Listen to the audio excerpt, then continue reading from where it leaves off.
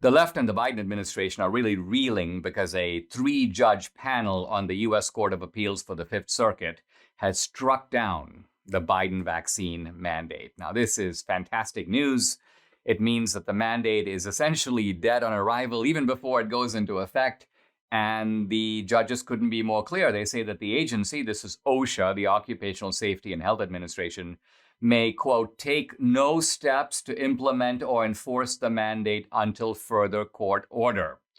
So the Biden administration can now cheerlead and say, oh, companies should do this and we want them to do that, but they can't make them do anything. Now, this will end up going to the Supreme Court, so the court's decision, the appellate court decision, is not the final word on this, but it's very important because it stops this in its tracks. It's a 3-judge panel, Republican appointees, by the way, Kurt Engelhardt, who wrote the main decision, Judge Edith Jones, a Reagan appointee, and Kyle Duncan. And what I want to focus on here is something that the media never focuses on, and that's the reasoning behind the decision. Because normally you get, and I'm reading here the New York Times article, appeals court extends block on Biden's vaccine mandate, and they quote the conclusion of it, but you never get a sense of what the judges actually said, their justification for striking down this mandate. And that's where I think they really came out really strong. So let's talk a little bit about Judge Engelhardt's decision. He begins by saying, we have a mandate that has come out of an executive agency, an administrative agency called OSHA. And he says, first of all, let's pay attention to the fact that OSHA is really a workplace safety organization, and they deal with workplace hazards, things like, poisonous chemicals at the workplace or asbestos. And so they're supposed to create a safe working environment. He goes, they're not supposed to deal with hazards that affect the whole country, if not the whole world. OSHA can't step in and say, well, listen, you know what, we're very worried about the rising oceans, and so we're going to make everybody in the workplace do this. So we're very worried about a global pandemic that started in China, and so we're going to mandate that everyone in the country do that. Let's remember that the Biden mandate doesn't just apply to government. It applies to private organizations in the private sector, organizations with 100 employees or more. Now, OSHA, of course, recognizes that that's their normal function. But what the Biden lawyers argue is that this is an emergency. This is the key to the whole thing. They're dealing with an emergency. Innumerable lives are at stake. In fact, I'm now going to quote from the Biden administration's brief. They say that keeping the mandate from getting into effect, quote, would likely cost dozens or even hundreds of lives per day, in addition to large numbers of hospitalization, other serious effects, and tremendous costs.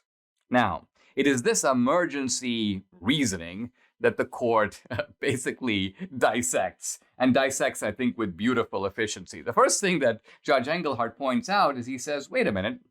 He goes, if it's really an emergency, why does your mandate only apply to companies with 100 employees or more? He goes, are only large companies under this emergency? What about a company that has 97 employees? Why is it that they're not facing this emergency if you say it's an emergency? Well, OSHA comes back and says, well, listen, the reason we chose 100 employees is it's easier to administer. Well, so Judge goes, easier to administer? Wait a minute. Either it's an emergency or it's not an emergency. Administrative convenience is not exactly the deciding factor here. Moreover, says Judge Engelhardt, it took OSHA 2 months to write this mandate. If it was really an emergency, a mandate that, by the way, is a few lines long, does it really take 2 months to write a mandate? Couldn't you write it in like 1 day?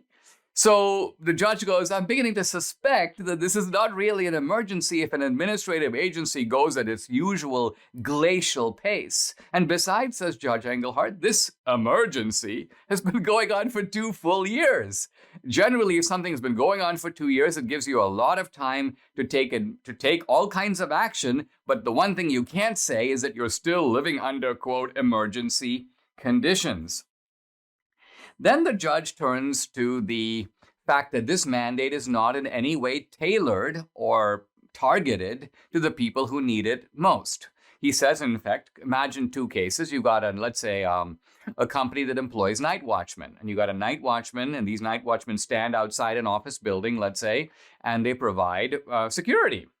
And he goes, and there's another company that's, let's say, a meatpacking company where people are shoulder to shoulder. They're constantly breathing each other's air. The judge goes, are you saying that it's an emergency for both these people? No, it's an emergency for one of them. It's an emergency for the meatpacking guy, but not for the guy standing outdoors all by himself all night with a stick. So the judge goes, the mandate makes no effort to distinguish between these two people. It basically treats everyone as if they're all living under similar conditions of grave health crisis. And then the judge, I think, gets to the heart of the matter. He goes, this rule is a ruse. He goes, this is a ruse not to produce safer working conditions, but to force the vast, vast majority of the American people to get a vaccine.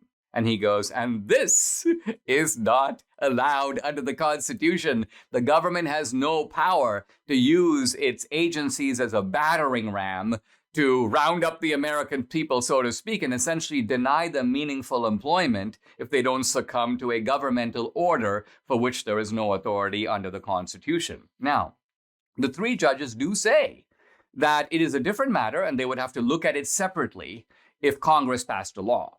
But the point is, Congress has not passed a law. This is an administrative agency, essentially a bureaucratic agency, not directly accountable to anyone, that is making this law and imposing it on the entire, in effect, virtually the entire population of working people in this country. And the judges go, this is really not going to fly. This is a pretext for ultimately trying to get Americans to make a health decision. And they go, wait a minute, is this the health department even saying this? No, it's the occupational safety department. So the idea is just as the occupational safety people don't really make medical decisions, no more than medical departments of the US government make decisions about workplace safety. This is why you have administrative agencies. Each of them has a particular path that they're supposed to follow. Their expertise, in other words, is in a given area.